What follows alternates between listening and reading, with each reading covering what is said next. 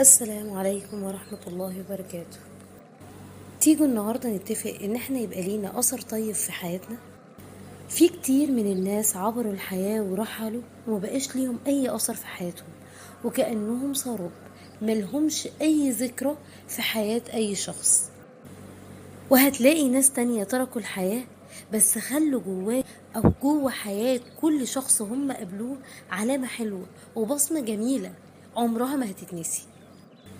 طيب ما نيجي احنا كمان نعمل كده، ما تخلونا نستغل كل فرصة بتمر علينا ونترك فيها أثر طيب ونسعد بيها اللي حوالينا بكل قوتنا.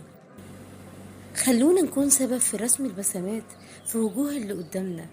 اعمل أي إنجاز في حياتك حتى لو كان بسيط، يكون ليه أثر جميل في حياة الشخص اللي قدامك. خلونا نترك الدنيا واحنا تاركين ورانا أثر كويس. خلينا نورث للي بعدين